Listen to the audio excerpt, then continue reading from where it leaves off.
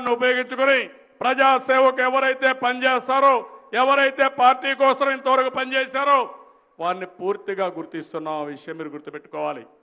ఎప్పుడు ఎవ్వరూ చేయని పని మనం చేశాం. ఈరోజు మన పార్టీ ఉంది. 54 లక్షల మంది కార్యకర్తలు మెంబర్లుగా అయ్యారు. చాలా పార్టీలు ఉన్నాయి దేశంలో. నేను అడుగుతున్నా మిమ్మల్ని, ఎప్పుడైనా సరే కార్యకర్తలకు గుర్తింపించిన పార్టీ ఉందా అని అడుగుతున్నా. ఈరోజు ఎవరైనా చనిపోతే యాక్సిడెంట్లో 2 లక్షల రూపాయలు ఇచ్చే ఏకైక పార్టీ భారతదేశంలో ఒక్క తెలుగుదేశం పార్టీ. కార్యకర్తల సంక్షేమం కోసం పనిచేసే పార్టీ తెలుగుదేశం పార్టీ.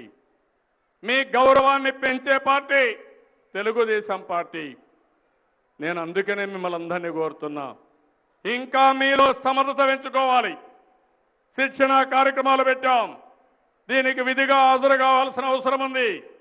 ఆ శిక్షణ కార్యక్రమాల్లో మనం ఏం చేస్తున్నాం, అవతల వాళ్ళు అడ్డుగోలుగా విమర్శిస్తే ఏ విధంగా తిప్పి వారికి సమాధానం చెప్పాలి, ప్రజల్ని ఏ విధంగా మన వైపు తిప్పుకోవడానికి కానీ మనం చేసిన ప్రజాహిత కార్యక్రమాల్లో భాగస్వాములు చేయడానికి మీరు అనునిత్యం ప్రయత్నించాల్సిన అవసరం ఉంది. రాజకీయాల్లో మనం చేయాల్సింది వారి వారి పరిధిలో మీ బాధ్యతలు మీరు నెరవేర్చాలి. పంచాయతీ, మండలం, కాన్స్టిట్యున్సీ, జిల్లా, రాష్ట్రం ప్రజలు ఎప్పటికప్పుడు మనం అనుసంధానం పెంచుకోవాలి. వాళ్ళకు అందుబాటులో ఉండాలి. మళ్ళీ మళ్ళీ కలవాలి. ఎవరికి ఇబ్బంది వచ్చినా ఒక భరోసా ఇవ్వాలి. వాళ్ళ ఇబ్బందిని అధిగమించడానికి, వాళ్ళ ఇబ్బందుల్ని పరిష్కారం చేయడానికి మీరు ప్రయత్నం చేయాల్సిన అవసరం ఉంది. అప్పుడే మీ మీద నమ్మకం వస్తుంది. మీ మీద నమ్మకం వస్తే ఆ నమ్మకమే పార్టీ మీద వస్తుంది. అప్పుడే పార్టీ తిరుగులేని శక్తిగా తయారవుతుంది. నేను ఒకటే మిమ్మల్ని కోరుతున్నా, మళ్ళీ తెలుగుదేశం పార్టీ ఏ స్థాయిలో కూడా ఓటమి పాలు కావడానికి వీలు లేదు. పంచాయతీ కావచ్చు, మండలం కావచ్చు, మున్సిపాలిటీ కావచ్చు, ఎమ్మెల్యే కావచ్చు, ఎంపీ కావచ్చు, అన్ని స్థాయిల్లో గెలిపిస్తామని, గెలిసే సత్తా ఉందని గట్టిగా చప్పట్లు కొట్టి హర్షాన్ని ఆమోదం తెలియజేయాల్సిన అవసరం ఉంది. అయితే అధికారం చాలా ముఖ్యం. దేనికోసం? మన స్వార్థం కోసం కాదు. కాంగ్రెస్కి అధికారం చాలా ముఖ్యం. వాళ్ళ స్వార్థం కోసం, ప్రజాహితం కోసం ఎవరైతే మంచి వాళ్ళ దగ్గర అధికారం ఉంటే అది మంచి ఫలితాలు వస్తాయి సమాజానికి. నేను ఒక నిర్దిష్టమైన ఆలోచన ఇచ్చాను. పేదరికం లేని సమాజం, కరువు రహిత రాష్ట్రం, ఆర్థిక అసమానతలు తగ్గించే విధంగా మనం ముందుకు పోవాల్సిన అవసరం ఉంది. దీనికి మీరందరూ ఆలోచించాల్సింది మంచిని కానీ మనం ఒకసారి ఆలోచిస్తే మనం మంచి అనుకుంటున్నాం. ఈ మంచికి గొంతులు పెంచాలి. ఎఫెక్టివ్గా మీరు ఆర్గ్యూ చేయాలి, చెప్పాలి. ఎవరైనా మనల గురించి ఛాలెంజ్ చేస్తే మీరు ధీటుగా సమాధానం చెప్పడమే కాకుండా 10 మందిలో అతను చెప్పిందని ఒప్పించే శక్తి మీకు ఉండాలి. ఎప్పుడైతే చెడును కూడా గట్టిగా మాట్లాడి పదే పదే చెడు చెప్తే, తప్పులు చెప్తే ప్రజల్ని మభ్యపెట్టాలని ప్రయత్నం చేస్తారు. దానివల్ల సమాజానికి చాలా నష్టం. మంచిని చెప్పగలిగి ప్రజల్ని మెప్పించగలిగితే, మంచిని ప్రోత్సహించే ప్రజానీకం తయారైతే సమాజం ముందుకు పోయే పరిస్థితి వస్తుంది. చెడు వ్యక్తులు మనకంటే బలవంతులైతే, మనం బలహీనతలైతే దానివల్ల సమాజానికి చాలా నష్టం వస్తుంది. ఆ విషయం మీరు గుర్తుపెట్టుకోవాలి.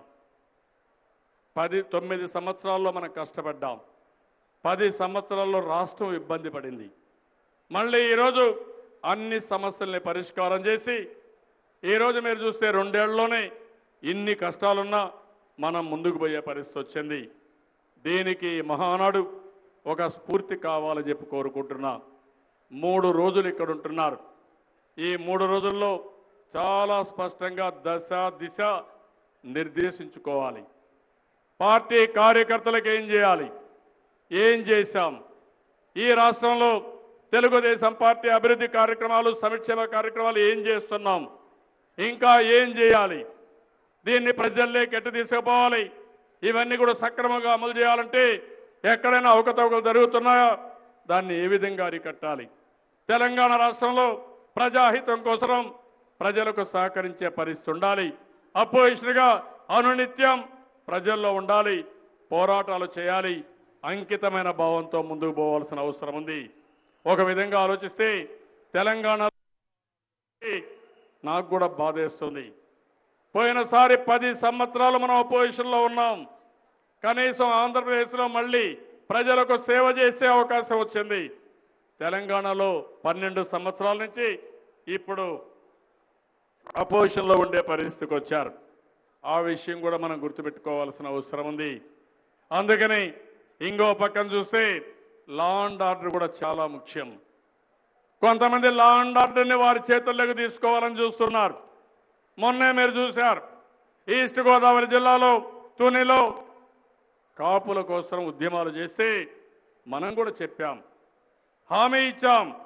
ఏ రాజకీయ పార్టీ హామీ ఇవ్వలేదు, కానీ కాంగ్రెస్ పార్టీ హామీ ఇచ్చి ఎన్నికపోయారు. ఇదే రాజశేఖర్ రెడ్డి ఆ రోజు ముఖ్యమంత్రిగా ఉండి ఇచ్చిన హామీ నిలబెట్టుకోకుండా ముందుకు పోయిన వ్యక్తి. నేను హామీ ఇచ్చాను, నేను నెరవేరుస్తానని చెప్పాను, కానీ ఏం జరిగిందో ఒక్కసారి మీరు ఆలోచించండి. అక్కడ భయభ్రాంతులు చేశారు, అరాచకాలు సృష్టించారు.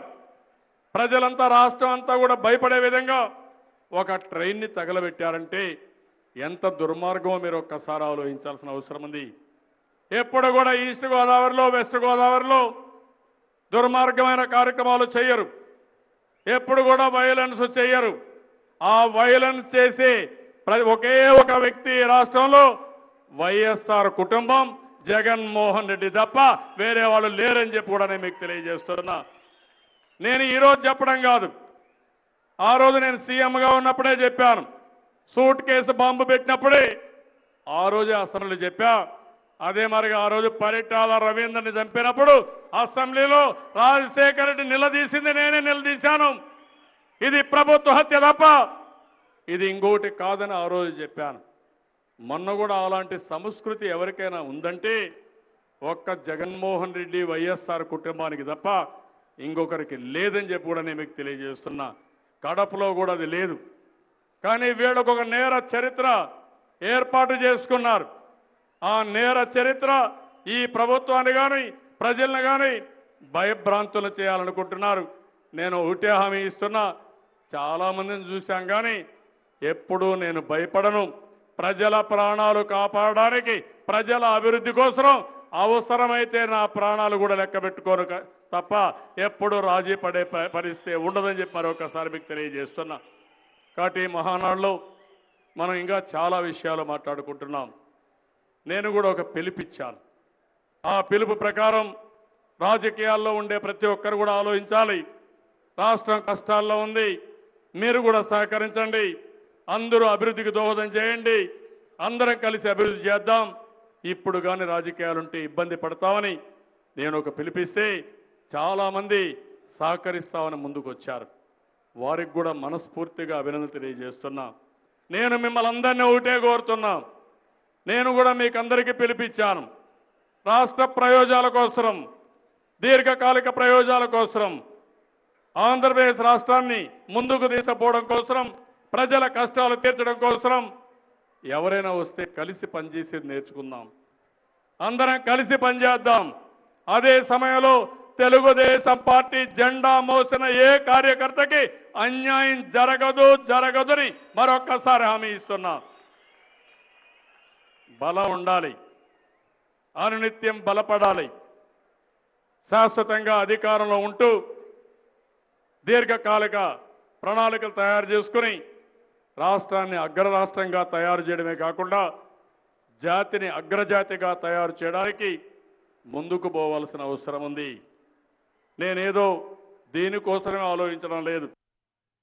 మళ్ళీ జూన్ 2వ తారీఖు నుంచి జూన్ 8వ తారీఖు వరకు పెద్ద ఎత్తున ప్రభుత్వ తరఫున పనులు ప్రారంభిస్తున్నాం. 2వ తారీఖున నవ నిర్మాణ దీక్షకు శ్రీకారం చుడుతున్నాం. 3, 4, 5, 6, 7 5 రోజులు అన్ని నియోజకవర్గాల్లో, అన్ని జిల్లాల్లో ప్రజల్లో చైతన్యం తేవడానికి అనేక అంశాలపైన ముందుకు పోతున్నాం. మళ్ళీ 8వ తారీఖున ఆ రోజు నేను ప్రమాణ స్వీకారం చేసిన రోజున మహాసంకల్పం చేస్తున్నాం. ఇవన్నీ ఎందుకు చేస్తున్నామంటే ప్రజల్ని సమాయత్తం చేయడం. నిన్నటి వరకు కలెక్టర్స్ కాన్ఫరెన్స్ పెట్టాం. 2 రోజులు చర్చించాను. జిల్లా లెవెల్లో, మండల్ లెవెల్లో అధికార యంత్రాంగం వీడియో కాన్ఫరెన్స్లో వీక్షించి వాళ్ళు కూడా సమాయత్తమయ్యారు. ఈరోజు పార్టీ యంత్రాంగాన్ని సమాయత్తం చేస్తున్నాం. మళ్ళీ జూన్ 2వ తారీఖు నుంచి 8వ తారీఖు వరకు ప్రజల్లోకి వెళతాం. ప్రజలకు చెప్తాం విభజన వల్ల వచ్చిన నష్టాలేంటి, ఆ తర్వాత మనం చేసిన పనులేంటి, రాబోయే రోజుల్లో మనం చేయబోయే పనులు, అన్ని విషయాలు చెప్తాం. విభజన చట్టంలో ఏముంది, కేంద్రం ఎంతవరకు సహకరించారు, ఇంకా ఎంతవరకు సహకరించాలనే విషయాలు కూడా మనం అన్ని చర్చ చేద్దాం. నేను మిమ్మల్ని అందరినీ ఒకటే కోరుతున్నాం. నాకు ఎవ్వరి మీద కోపం లేదు, ఎవరి మీద బాధ లేదు. కానీ నా మీద విశ్వాసం పెట్టిన ఈ ఆంధ్రప్రదేశ్ కానీ తెలంగాణలో ఉండే ప్రజలకి నిజమైన సేవలు అందించాల్సిన అవసరం ఉంది. నా చివరి రక్తపు బొట్టున్నంత వరకు తెలుగు జాతి కోసం అంకితమైన భావంతో పనిచేస్తానని మరొక్కసారి మీ అందరికీ తెలియజేసుకుంటూ, నాకు ప్రాణ సమానమైన మిమ్మల్ని అందరినీ ఒకటే కోరుతున్నా, తాత్కాలిక ప్రయోజనాలు ఆలోచించద్దండి. అదే మాదిరిగా ప్రజలతో ఎట్లుండాలనేది నాయకత్వాన్ని పెంచుకుందాం. ప్రతి ఒక్కరితో మంచిగా ఉందాం. అదే మాదిరిగా వాళ్ళకి చాలా సమస్యలు ఉన్నాయి. ఆ సమస్యలన్నిటికీ పరిష్కార మార్గం చూపిస్తున్నాం. పిల్లలు చదువుకోవాలంటే పరిష్కార మార్గం చూపిస్తున్నాం. ఆరోగ్యం బాగాలేకపోతే చేస్తున్నాం. సంక్షేమ కార్యక్రమాలు ఇస్తున్నాం. గ్రామాల్లో అన్ని అభివృద్ధి కార్యక్రమాలు మీరు చూస్తే 2-3 సంవత్సరాల్లో 100% సిమెంట్ రోడ్లు వేస్తాం, మరుగుదొడ్లు కడతాం. అదే మరి గ్యాస్ కనెక్షన్లు ఇస్తాం, కరెంటు అన్ఇంటరప్టెడ్గా ఇస్తాం. ఎస్సీ, ఎస్టీ, బీసీ, మైనారిటీ, కాపు, బ్రాహ్మణ్ కార్పొరేషన్ నుంచి రేపు అవసరమైతే ఓసీలకు కూడా మళ్ళా సబ్సిడీ ఇస్తాం, ఆర్థిక సహాయం చేస్తాం. వారి యొక్క ఆర్థిక పరిస్థితుల్ని మెరుగుపరుస్తాం. తద్వారా ప్రతి ఒక్కరి జీవన ప్రమాణాలు మెరుగు చేయాలని, వారు ఆనందంగా ఉండాలని కోరుకుంటున్నాం. నేను ఇంకొక స్టెప్ కూడా మీరు చూస్తే, ఒక డబ్బులు సంపాదిస్తేనే అందరూ ఆరోగ్యంగా ఉండరు, ఆనందంగా ఉండరు. కానీ వాళ్ళల్లో ఆనందం కావాలంటే మనం విభిన్నంగా ఆలోచించాల్సిన అవసరం ఉంది. అందుకనే దేశంలో మొట్టమొదటిసారిగా ఫిజికల్ లిటరసీకి ప్రాధాన్యత ఇచ్చాను. అందరూ కంప్యూటర్ లిటరసీ లేదంటే మామూలు లిటరసీ మాట్లాడుతూ ఉంటే, ఇదే కాదు, ఫిజికల్ ఫిట్నెస్ ఉండాలి, ఫిజికల్ లిటరసీ ఉండాలి. మనం అందరం కూడా ఏ మాత్రం కూడా స్ట్రెస్ లేకుండా ఆనందంగా పనిచేయాలంటే మనకు నచ్చిన పనులు కూడా చేయాలి. సాయంత్రం పూట ప్లే గ్రౌండ్ పోయి ఆడుకోవచ్చు. కొంతమంది అవసరమైతే పాటలు పాడాలంటే పాటలు పాడుకుంటారు. కొంతమంది కవిత్వం చెప్పాలని కూడా చెప్పుకుంటారు. కొంతమంది గ్రామాల్లో చూస్తున్నాం చెక్క భజనలు చేసి ఆనందంగా ఉంటారు. ఇటీవల కాలంలో నేను మా ఊరికి వెళ్ళినప్పుడు అంతా కూడా షెడ్యూల్ కులాలకు సంబంధించిన పేద మహిళలు వచ్చారు, చెక్క భజన చేస్తున్నారు. నేను అడిగాను, ఇది నేర్చుకున్నారు, దీనివల్ల మీకు లాభం ఏంటని అడిగాను. వాళ్ళు చెప్పింది, రోజంతా కష్టపడ్డాం, సాయంత్రం ఇంటికి వస్తాం, స్నానం చేసి ఒక అర్ధగంట ఈ చెక్క భజన చేస్తే మేము పడిన కష్టం మొత్తం మర్చిపోయి బ్రహ్మాండంగా నిద్ర వస్తూ ఉందని వారు నాకు చెప్పే పరిస్థితి వచ్చింది. అందులో భాగమే ఫిజికల్ లిటరసీ. కావాలంటే డ్రామాలు వేసుకోవచ్చు, పాటలు పాడుకోవచ్చు, భజనలు చేయొచ్చు, లేకుంటే నచ్చిన పని చేసుకోవడానికి ఏమేం చేయగలుగుతారో దానికి దోహదం చేస్తున్నాం. ప్రతి ఒక్క గ్రామంలో ఫిజికల్ లిటరసీకి ఒక కోఆర్డినేటర్ని పెడుతున్నాం, మండలాన్ని పెడతాం, స్కూల్లో పెడతాం. ఇలాంటి కార్యక్రమాలకు అన్నీ చేస్తున్నాం. కాబట్టి ఇందులో మీరు భాగస్వాములు కావాలి. ఆంధ్రప్రదేశ్ రాష్ట్రంలో తిరుగులేని శక్తిగా ఎప్పటికీ ప్రజల హృదయాల్లో ఒక మహానాయకుడు ఏదైతే ఈ పార్టీని స్థాపించారో ఆయన స్ఫూర్తితో ఉండడానికి మేము నిరంతరం పనిచేస్తామని గట్టిగా మీరందరూ కూడా సంకల్పం చేయాల్సిన అవసరం ఉంది. ఆ సంకల్పం అనునిత్యం మీకు జ్ఞాపకం రావాలి. ఏ ఒక్క వ్యక్తి మీకు దూరం అయితే ఎందుకు దూరం అయ్యాడో మీరు ఆత్మ విమర్శ చేసుకోవాలి. మీరు ఆయనకు పని చేయలేకపోయారా, లేకపోతే ఆయన వచ్చినప్పుడు దురుసుగా మాట్లాడారా? ఆయన కష్టాన్ని పట్టించుకోలేదా? లేకపోతే ఆయన గొంతమ్మ కోరితే అవినీతి చేయమంటే దాన్ని కూడా మీరు నచ్చచెప్పలేకపోయారా? ఆ విషయాలు కూడా మీరు ఆలోచించాల్సిన అవసరం ఉంది. ఎప్పుడు కూడా మంచిని మనం ప్రోత్సహించడమే కాదు, మంచిని మాట్లాడడం, మంచిని చెప్పడం, ఎవరన్నా చెడు పనులు చేసినా చేయమన్నా మీరు కానీ వారికి సహకరించకపోతే ఆటోమేటిక్గా వారు కూడా మన దారిలోకి వస్తారు. అది కూడా చేయాల్సిన అవసరం ఉంది తెలియజేసుకుంటూ మరొక్కసారి ఈ కార్యక్రమానికి మహానాడుకు వచ్చిన మిమ్మల్ని అందరినీ మనస్ఫూర్తిగా అభినందిస్తూ మరొక్కసారి ఇంకొక సంవత్సరంలో మళ్ళీ మనం సమీక్ష చేసుకుంటాం. ఈ 3 రోజులు మీరందరూ భాగస్వాములు కావాలి. తిరుపతి మంచి సెంటరు, ఒక స్పిరిచువల్ సెంటరు, ఒక రిలీజియస్ సెంటరు. మీరందరూ వచ్చారు, మనస్ఫూర్తిగా అభినందిస్తున్నా. అదే సమయంలో మీరు దేవుని దర్శనం చేసుకోండి, కానీ భక్తులకు ఇబ్బందులు కలిగించద్దండి. మీరు రూముల్లో ఉండను కానీ ఎక్కడన్నా రూముల్లో లేకపోతే ఆ రూములని వెకేట్ చేయండి, భక్తులకు ఇచ్చేయండి.